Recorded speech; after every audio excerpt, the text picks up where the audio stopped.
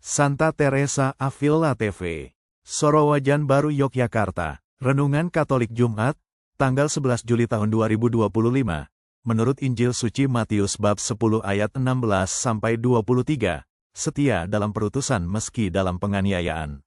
Marilah kita berdoa, dalam nama Bapa, Putra dan Roh Kudus.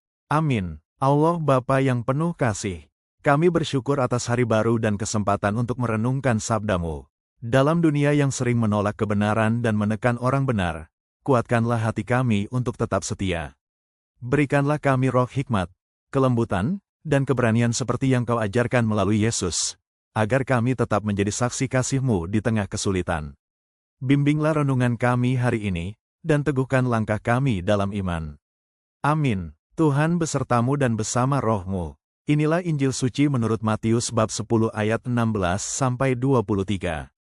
Dimuliakanlah Tuhan. Lihat, aku mengutus kamu seperti domba ke tengah-tengah serigala. Sebab itu hendaklah kamu cerdik seperti ular dan tulus seperti merpati.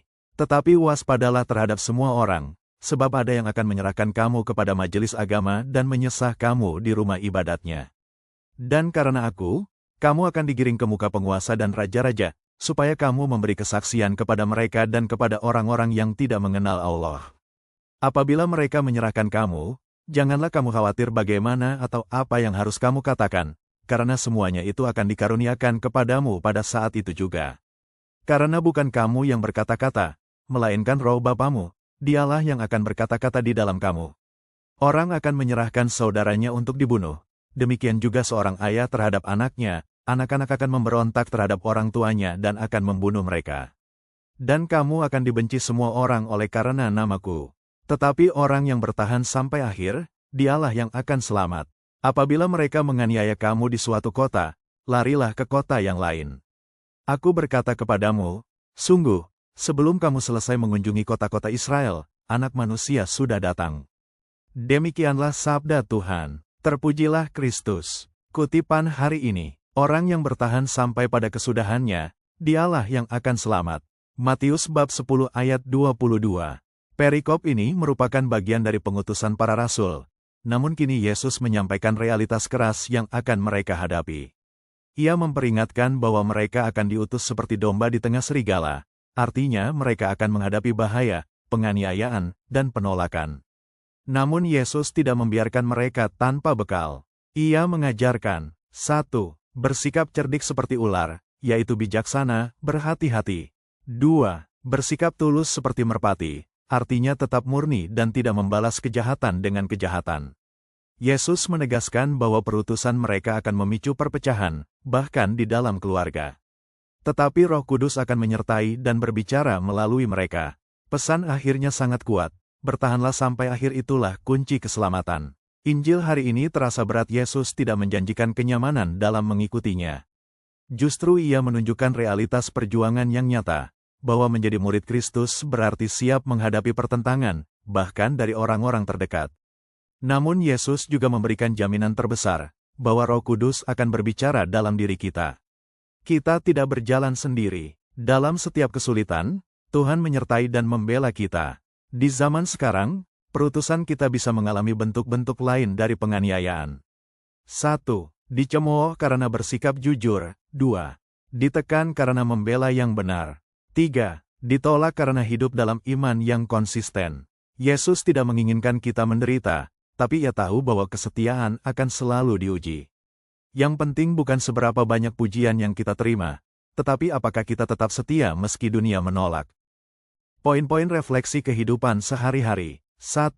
Apakah saya menyadari bahwa menjadi murid Kristus berarti siap menghadapi tantangan dan pertentangan? Menjadi Kristen bukan jalan mulus, tapi jalan salib yang membawa kemuliaan. 2. Bagaimana saya menghadapi tekanan dan penolakan dalam menjalani iman saya? Apakah saya tetap setia, atau mundur perlahan demi kenyamanan? 3. Apakah saya mengandalkan Roh Kudus ketika harus bersaksi dalam situasi sulit? Roh Kudus yang akan memberi kata-kata dan hikmat pada waktu yang tepat. 4. Apakah saya mengusahakan keseimbangan antara kebijaksanaan dan ketulusan? Cerdik dan tulus adalah dua kualitas yang sangat Kristiani. 5. Apakah saya menanamkan dalam hati bahwa yang diselamatkan adalah yang bertahan sampai akhir? Hidup rohani adalah maraton, bukan sprint. Butuh ketekunan dan harapan. Kesimpulan renungan hari ini, Yesus tidak menipu kita dengan janji palsu. Ia jujur mengatakan bahwa menjadi muridnya berarti menghadapi risiko. Tapi ia juga berjanji menyertai dengan kuasa Roh Kudus dan keselamatan kekal. Hari ini, marilah kita membuka hati untuk menerima panggilan Kristus dengan keberanian dan kesetiaan. Dunia bisa menolak kita, tetapi Tuhan tidak pernah meninggalkan kita. Yang penting bukan seberapa besar tantangan yang kita hadapi, tapi seberapa besar kita bertahan dan percaya. Marilah kita berdoa. Tuhan Yesus yang setia, terima kasih atas sabda-Mu yang menguatkan kami hari ini. Engkau tidak menjanjikan hidup yang mudah, tetapi Engkau menjanjikan penyertaan dan keselamatan. Teguhkanlah hati kami agar berani bersaksi tentang Engkau, bahkan ketika ditolak dan dikecam. Berilah kami kebijaksanaan untuk bersikap cerdik, dan ketulusan untuk tetap mencintai. Dan tuntunlah kami untuk bertahan dalam iman sampai akhir, sebab kami percaya bahwa Engkaulah sumber keselamatan kami. Dalam nama Yesus Kristus, Tuhan dan Penebus kami. Amin. Dalam nama-Mu yang kudus, kami berdoa. Amin. Bagikan renungan ini, jangan lupa klik subscribe, tekan tanda lonceng, dan like YouTube @pakrifai agar semakin banyak orang diberkati oleh firman Tuhan. Terima kasih berkah dalam Gusti Yesus.